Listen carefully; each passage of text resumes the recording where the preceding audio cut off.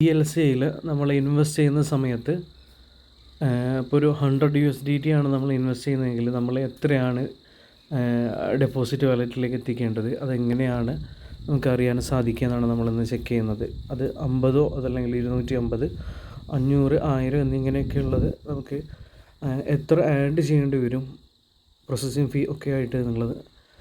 അതിന് നമ്മൾ സൈൻ ഇന്നിൽ കൊടുത്ത ശേഷം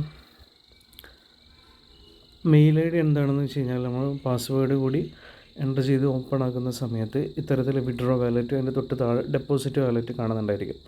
ഡെപ്പോസിറ്റ് വാലറ്റിൽ 0 ആണ് ഇപ്പോൾ കറൻ്റ് നമുക്ക് കാണിക്കുന്നത്. അപ്പോൾ അതിലേക്ക് കൊണ്ടുവരാനായിട്ട് നമ്മൾ ഡെപ്പോസിറ്റ് എന്നുള്ളത് നമ്മൾ ടച്ച് ചെയ്യുന്നു. ആ സമയത്ത് ഇവിടെ നമ്മളൊരു 100 ആണ് നമ്മൾ ചെയ്യുന്നതെങ്കിൽ, ഇപ്പോൾ ഒരു $100 ആണ് നമ്മൾ ഇൻവെസ്റ്റ് ചെയ്യുന്നതെങ്കിൽ ഡെപ്പോസിറ്റ് ടച്ച് ചെയ്ത് കഴിഞ്ഞാൽ കൺഫർമേഷൻ ചോദിക്കുന്നുണ്ട്. അപ്പോൾ കൺഫേം കൊടുത്തു കഴിഞ്ഞാൽ അപ്പോൾ ഈ ഒരു വാലറ്റ് അഡ്രസ്സ് വന്നിട്ടുണ്ട്. അതിന് ശേഷം അതിൻ്റെ അടിയിലായിട്ട് 103 എന്ന് വരുന്നുണ്ട്. അതായത് അപ്പോൾ $3 കൂടി നമ്മൾ എക്സ്ട്രാ ആഡ് ചെയ്യേണ്ടതുണ്ട്. ഈ ഒരു മേലെ കാണിച്ചു തന്നിട്ടുണ്ട്. 1% പ്ലസ് $2 പേയ്മെൻറ്റ് ഈ ഒരു പ്രോസസ്സിങ് ഫീ എന്നുള്ളതിലേക്ക് പിടിക്കുന്നുണ്ട് എന്നുള്ളത്. സോ $103 ആണ് നമുക്കിതിലേക്ക് കൊണ്ടുവരേണ്ടി വരിക. ദെൻ നമുക്ക് നേരെ തിരിച്ച് ഇതിനൊരു 1000 USDT ആണ് നമ്മൾ ഇൻവെസ്റ്റ് ചെയ്യാൻ ഉദ്ദേശിക്കുന്നതെങ്കിൽ, ഇപ്പോൾ നമ്മൾ 1000 അടിക്കുന്നുണ്ട്, ഡെപ്പോസിറ്റ് കൊടുത്തു.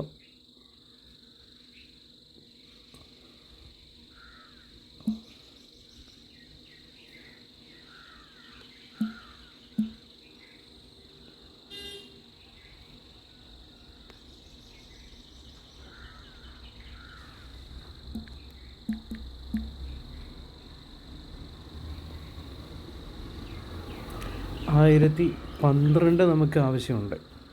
അപ്പോൾ $12 എക്സ്ട്രാ കൂടി നമ്മളിതിലേക്ക് പരിഗണിക്കേണ്ടതുണ്ട്.